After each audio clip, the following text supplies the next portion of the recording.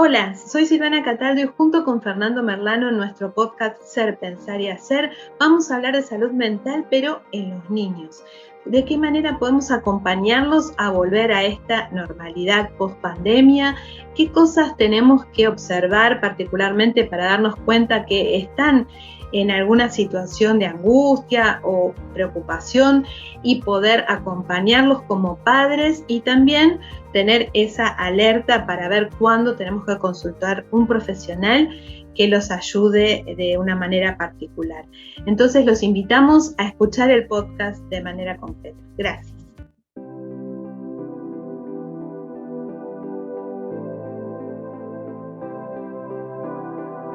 Estimadísimos, estimadísimas, bienvenidos a este nuevo podcast de Ser, Pensar y Hacer. El día de hoy vamos a seguir hablando de un tema muy interesante. Estamos junto a Silvana Cataldo. ¿Cómo estás, Sil?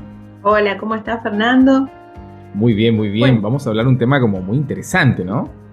Un poco, sí. Vamos a continuar también pensando cosas que abrimos la semana pasada, pero claro, esta semana nos propusimos enfocarlo más hacia, los niños. La semana pasada hablamos mucho de los adolescentes. ¿Qué pasa entonces con la salud mental en los niños? ¿Qué cosas como papás y como docentes tendríamos que observar para, despertar o que se encienda nuestra alerta y darnos cuenta que tenemos que apuntalar, acompañar más particularmente a algunos niños que se vieron como preocupados, angustiados con esta situación de encierro de la pandemia. Claro, y el tema es que no solamente fue el encierro, ¿sí? Yo no sé si tú has visto, a mí me ha pasado con mis sobrinos, me ha pasado con mi hermanito pequeño, que, o sea, se ve que hay cierta afectación, ¿no? Porque cuando no se podía salir, el COVID te mataba, ¿no? Era como, te mata en la calle, pero como niño no te mata, sino que tú matas a otro. Lo estoy resumiendo, hiper resumido, como un niño alguna vez me lo comentó a mí, que era como, no, yo no salgo porque voy a matar a mi abuelito. O sea, esas ideas en la cabeza, más allá de estar encerrado, calan profundo. Porque claro, si efectivamente, por azares de la vida, porque así tenía que ser, su abuelito o su abuelita se muere, ¿cómo queda ese chico con su cabeza? O sea, fui yo el que lo mató, no la enfermedad. Exacto. No, yo lo maté porque yo quise salir a la plaza a tener un momento de socialización con mis compañeritos y bueno, traje la enfermedad. Eso es muy duro de entender, o sea, ha sido duro para los adolescentes, imagínate para los niños. Entonces, si tú has tenido algún caso así que te hayan contado de ese estilo. Sí, casos de niños con temor, con desórdenes para poder dormir, con, desregulados, ¿no? O sea, fuera de todo horario o sistema, desorganizados. Y esto también produce mucha angustia y mucho, preocupación para los chicos, ¿no? Porque la organización familiar también es contención. Entonces, una forma de empezar a volver a la normalidad es empezar también a sanear esas flexibilidades que nos permitimos durante la pandemia y que quizás también a los adultos nos han afectado, ¿no? Yo conozco familias que decían, comíamos a las 3 de la tarde, o sea, como que había una idea de continuum en el tiempo y no había como esos momentos del día bien definidos. Entonces empezar a organizar la vida familiar y poner unos horarios y unos órdenes empieza a ser como muy necesario, ¿no?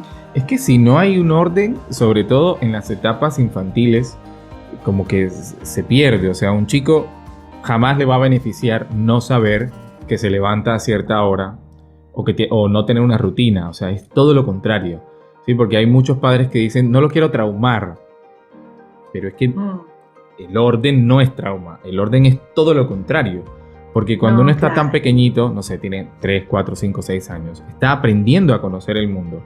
Está atravesando el aprendizaje por los órganos de los sentidos. Entonces los bebés se chupan todo el día el dedo, se descubren que tienen una mano y todo el día la boca, o se descubre que tienen un pie todo el día el talón a la boca, porque están percibiendo el mundo. Van creciendo y van pudiendo caminar, algunos, ¿no? Porque otros también con esta noción del trauma es como todo tiene que estar servido alrededor. Entonces no hay la necesidad de pararse para fortalecer los músculos y ponerse de pie para tratar de alcanzar eso que está lejos. Entonces, si uno a los niños no les pone esa rutina, si no los estimula para que puedan desarrollar sus conocimientos, va a ser muy complicado que el chico no genere ansiedad. Porque no sé si te ha pasado, sí, pero por ejemplo, no sé, yo sé que creo que has estado en Brasil, ¿no?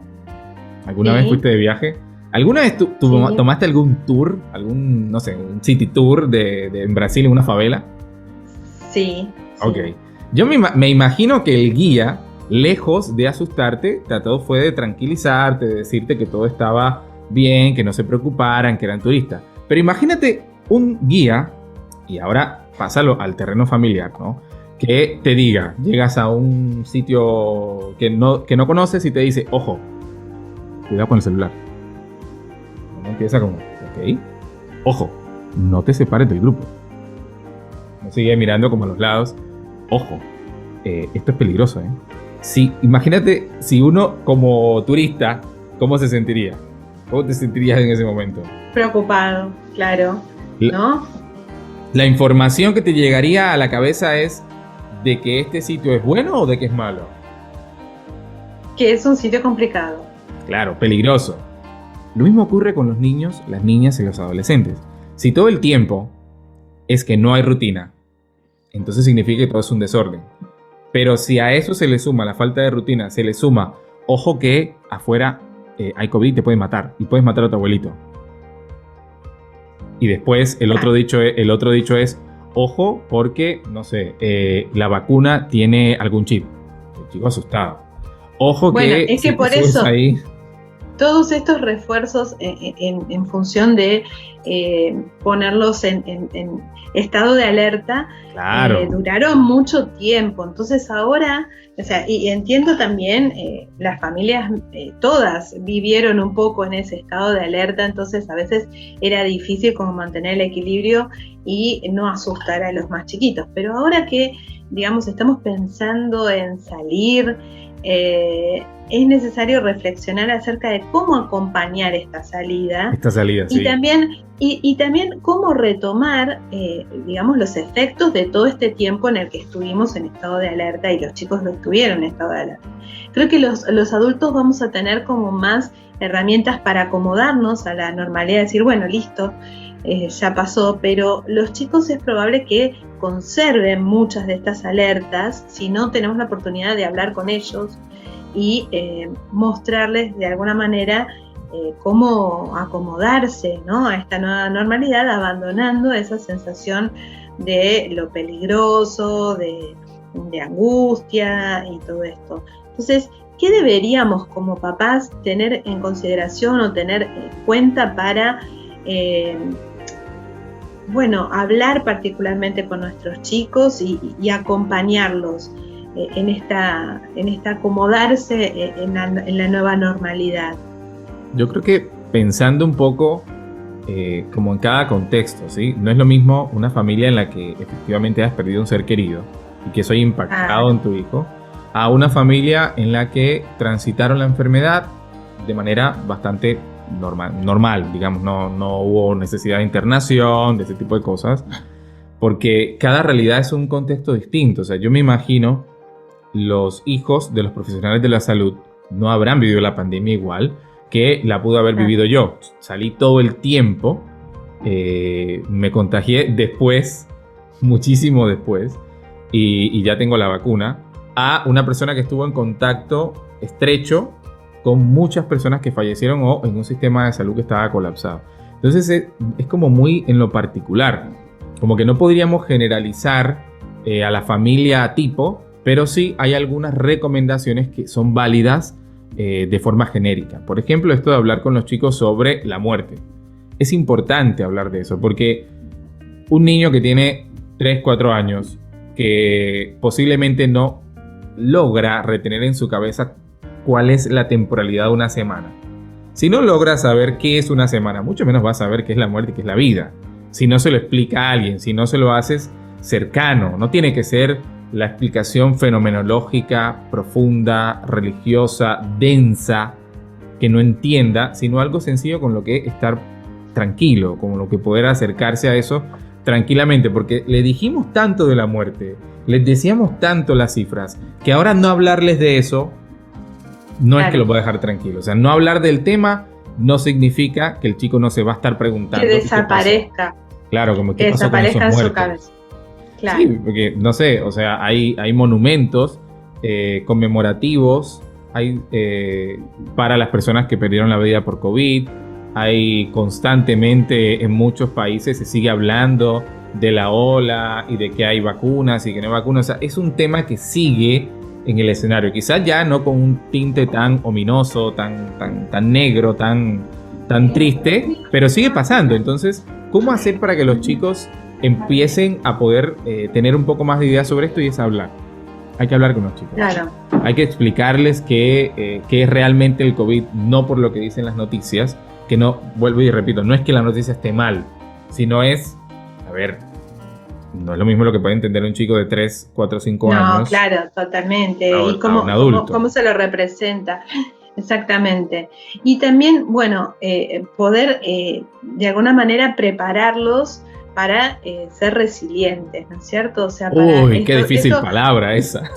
Esto lo hablamos en otro encuentro, pero me parece como muy necesario retomarlo hoy, en el sentido de que, bueno, esta situación nos ha sorprendido, a los chicos les sorprendió doblemente ver a los adultos muchas veces sin saber qué era lo que teníamos que hacer, con mucha ansiedad, con mucha ansiedad, pero empezar a trabajar la resiliencia, porque, digamos, situaciones que nos vuelvan a sorprender podemos volver a atravesar. Entonces, estar preparados para, bueno, ver que de alguna manera tenemos que acomodarnos y continuar, ¿no? Darnos sí, como que no se ha perdido demasiadas cosas. O sea, no es el problema más grande de la vida lo que atravesamos, sino que fue un momento. Pero si no se le pone palabras, si no se acompaña, esto va a generar en los chicos ansiedad y depresión. Mucha ansiedad y mucha depresión, como la que estamos viendo. O sea, las consultas psiquiátricas de niños y niñas, por no hablar por la adolescencia, se han duplicado. Y eso es los que pueden acceder al sistema de salud, porque no es que toda la gente que está en el sistema de salud mental son los que lo necesitan. Hay mucha gente que queda por fuera. ¿Por qué? Fernando, porque... ¿Sí? Perdón, pero como psicólogo, o sea, el papá, ¿cómo se tiene que dar cuenta cuando tiene que ir a consultar?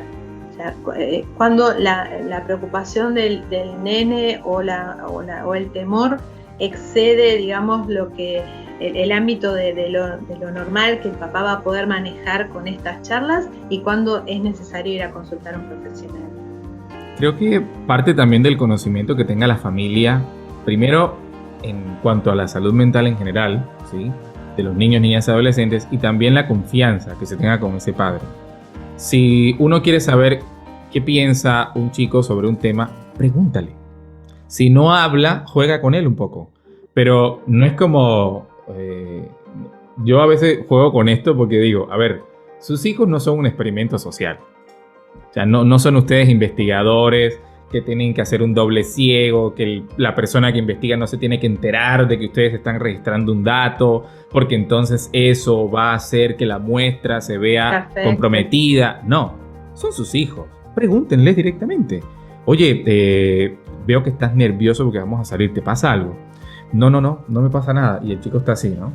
Como retraído, claro, con movimientos estereotipados, pero es necesario entonces que en ese momento el papá, la mamá, quien sea de la familia les diga, pero me parece que eso que estás sintiendo es ansiedad, eso que estás sintiendo es miedo, porque si ellos no conocen qué es ese sentimiento que los embarga, porque como todo se siente como en la cavidad torácica, como que uno se queda sin aliento, puede confundirse con un ataque de pánico, con ansiedad, con hambre, con sueño, con irritabilidad. Es necesario que el padre, que sabe que eso es ese sentimiento, que eso es esa emoción, se le pueda explicar qué es lo que está sintiendo y ponerlo en palabras, ponerlo en un dibujo, por ejemplo. Como que no sea algo que quede en exclusiva de la sintomatología que se perciba. Por ejemplo, un chico que siempre en el Zoom le da vergüenza encender la camarita, de eso hablamos en el podcast pasado, encender la cámara, hablar, que tiene mucha ansiedad para poder exponerse al grupo. Uno empieza a ver si esto se repite en otros escenarios de la vida, si es constante eso que nombra de la muerte, por ejemplo. He jugado con muchos niños con este tema de la pandemia en donde trabajo, y me acuerdo que la última vez que jugamos hicieron un vacunatorio, ¿sí? Entonces ellos hacían un vacunatorio que era un restaurante. ¿Por qué jugaron a eso específicamente? Porque en la fundación teníamos siempre la entrega de viandas y ellos venían ahí al comedor y les hablábamos de las vacunas. Entonces ellos solucionaron la vida. Dijeron, listo. Unieron las dos cosas. Exacto. Aquí donde se hace toda la parte de alimentación, porque por la pandemia tuvimos que modificar, también se habla de las vacunas, hagamos un vacunatorio. Entonces hicieron todo un comedor. Entrabas al comedor, te vacunaban, me dieron Sputnik, AstraZeneca, 5 vacunas me dieron, 5 dosis de refuerzo. Pero ellos pudieron tramitar esto y lo solucionaron así. Lo pudieron poner en el juego. Uno se prestó, entonces decían, aquí ya no hay COVID, aquí el COVID lo curamos con amor. Cuando uno escucha ese tipo de cosas, uno dice, bueno, va por buen camino. Pero si un chiquito te dice, papá, ten cuidado, lávate las manos cada 5 segundos, cada 5 minutos, es que siente miedo. Todavía no superó, claro. Todavía está estancado ahí. Hay algo ahí que no ha podido decir. Entonces uno nota este tipo de representaciones. Bajan las notas, pero no bajan las notas porque yo tengo la exigencia de que sea mejor, sino porque la ansiedad lo embarga de tal manera que se bloquea. O sea, esto uno como padre lo va a notar. No sé, si seguramente en la experiencia que has tenido has notado esto también, que no es lo mismo un chico que se esfuerza y no lo logra a un chico que se bloquea y se queda estancado.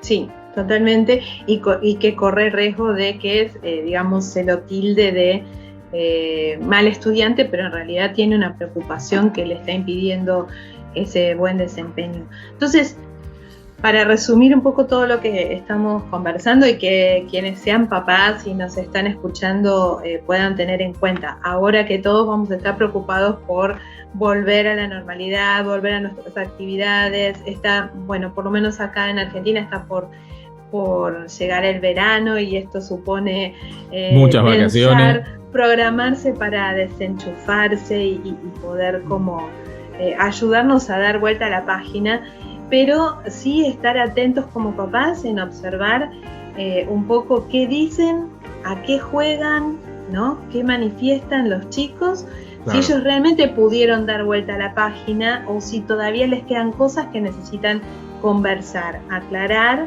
¿Sí? Es importante como ayudarlos a terminar de resolver todas estas preocupaciones que se les fueron generando en este tiempo y que todavía las pueden guardar sin cerrarlas, ¿no? Entonces, acompañarlos ahí. Porque este acompañamiento tiene que ser cercano, o sea, es como lo conversábamos hace un ratito. No puede ser como profesional, experto, que voy a observar una situación porque yo quiero ser lo más objetivo posible con mi hijo. No vas a ser objetivo, es tu hijo. Claro. Pero es importante que esa falta de objetividad, ¿sí? Porque no eres un profesional, no estás entrenado para eso. Pero sí que tu hijo sienta ese amor, sienta que lo vas a acompañar, sienta que no tiene problema en decirte, papá, tengo miedo. Que eso no sea un pecado, decirle al papá, es que tengo miedo, porque 2 años le estuvimos diciendo a los chicos que no salieran a la calle. Era peligroso. Y que la muerte estaba rondando, ¿no? Pero mientras nosotros sí salíamos a trabajar, sí salíamos a hacer muchas cosas. Entonces ellos tuvieron que postergar gran parte de esas relaciones con los otros niños y que ahora, por ejemplo, los más chiquitos, yo no he encontrado tantos niños con dificultades para ir a la escuela presencial. Eso está muy bien, pero sí que los juegos se han modificado. O sea, a veces incluso en las mismas escuelas les dicen no estén tanto juntos, no hagan tal cosa, no hagan tal otra, y uno tiene que estar pendiente para que este chico o esta chica no desencadene esa situación en una cuestión más ansiosa, de que tenga miedo al contacto con el otro. Al contacto, claro. Que retome esas relaciones sociales de manera saludable, aún cuidándose, teniendo las prevenciones que hagan falta, ¿no? O sea, tener como esa observación. ¿no? Totalmente, y que sea una observación participativa, o sea, que yo como papá, como mamá, como familiar que estoy interesado, poder sentarme con ese niño, con esa niña, con ese adolescente, si se quiere, y poder conversar libremente, pero no como el que sé, porque ahí también a veces los adultos tenemos una mirada como muy adultocéntrica. Como yo sé lo que es la ansiedad, tú a mí no me vas a enseñar lo que es la ansiedad. Entonces yo sé que eso sí, eso que estás sintiendo es ansiedad. Sí, pero no es necesario que uno se imponga sobre ese saber, se puede conversar. Porque a lo mejor no estás sintiendo ansiedad, es miedo literal. Sí, que bueno, que después podemos conversar, si es que el miedo es ansiedad, está bien, pero valorar eso que dicen los chicos. Me acuerdo una vez que un niño me decía, tengo miedo a morir. Bueno, a ver, ¿qué es la muerte? Hablar de eso. No, pero es que si se habla de estos temas, viste, la gente se muere. ¿Has escuchado eso? Que hay temas tabú, como que uno no habla, por ejemplo, de un testamento porque eso como que llama esa especie de fallecimiento prematuro, o que si la gente habla, no sé, de la intimidad con sus hijos, entonces está propiciando cierto tipo de promiscuidad. O sea, como que hay temas que tienen que tocarse en la familia. Y el tema del están bajo el tapete, ¿no? Claro. O sea pero yo creo que la situación que atravesamos también nos invita a los adultos a resignificar nuestro rol, ¿no? O sea, todos fuimos totalmente vulnerables, todos manifestamos temor, y nuestros hijos nos vieron así, vulnerables, temerosos y sin respuestas.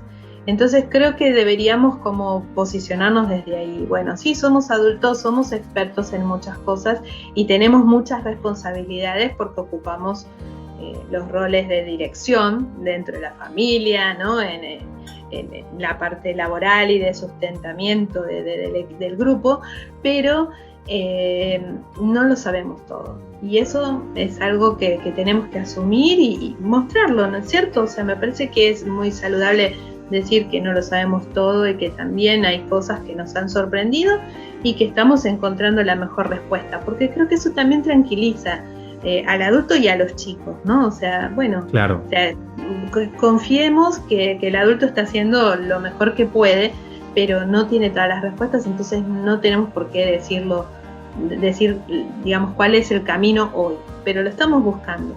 Entonces, también invitarlos a conversar desde ahí, ¿no? Desde, bueno, nosotros podemos como grupo salir adelante, encontrar el camino, o sea, que el niño no está solo y mostrarnos más humanos, me parece, ¿no? Claro, porque la suficiencia, o sea, el conocimiento que tengo no es lo que me va a garantizar que mi hijo, que mi hija se sienta acompañado por mí. O sea, si yo me las doy de experto con él y que todo lo tengo que saber, soy como Wikipedia. Entonces, ¿qué hago? Le doy el celular, el chupete electrónico para que le enseñe porque yo no sé, que tampoco está bien. Porque a veces he escuchado en la familia así que dicen, pero yo no sé de emociones. Yo la verdad que no tengo idea de esto de las emociones, así que yo le pongo a este youtuber que le habla de eso. Bueno, sería como importante poder encontrar un punto de equilibrio, un punto en el que los dos nos sentemos a ver a un experto, no a cualquier persona, un psicólogo que te hable de estos temas. Aprovecho ahí para decir, vean el podcast de Ser, Pensar y Hacer, por ejemplo. Cosas que te puedan llenar, que no sea contenido spam de redes sociales, sino algo que realmente tenga sentido y que pueda ser un aprendizaje para la familia. Como que esto no lo dejen librado a que el chico se instruya por sí solo, porque tiene 5 años y yo le dejo el celular. Me parece que los videitos de tal o cual son buenos para enseñarle, sino que yo también me involucre en esa enseñanza, en ese aprendizaje. Bueno, y súper necesario, eso me quedo pensando y los invito a todos a que también se queden pensando en esto, ¿no? A pensarlo. Y es realmente en este momento creo que es muy importante que todos, no hace falta transformarse en experto, pero sí podamos meternos en nosotros mismos, poder escuchar, percibir eso que sentimos, qué sensaciones nos han quedado de esta experiencia que vivimos, qué cosas no hemos podido cerrar. O sea, hurgar en nuestras propias emociones, empezar a reconocerlas, creo que es un trabajo que todos tenemos que hacer para poder estar bien con nosotros mismos, encontrar un equilibrio y sentirnos bien, ¿no es cierto? Entonces, no hace falta ser expertos, es un trabajo, digamos, para el propio crecimiento. Así que, bueno, la invitación está a que busquen y que traten de encontrarse a sí mismos cada uno para poder sentirse mejor, ¿no es cierto? Claro que sí. Yo creo que este podcast también quedó maravilloso. Los invitamos para nuestro siguiente encuentro, que creo que ya tenemos un invitado, ¿no? ¿Sí? Para el siguiente encuentro. Pero todavía no vamos a anunciar nada. Ah, bueno, está bien. Vamos a dejar sorpresa. Está bien la sorpresa. Hasta aquí el podcast de hoy, así que muchas gracias, Sil, también siempre porque sí quedan excelentes estos podcasts. Y bueno, sí, muchas gracias a todos los que están viendo. Por lo menos realmente nos quedamos pensando muchas cosas, así que muchísimas gracias. Chao, chao. Chao.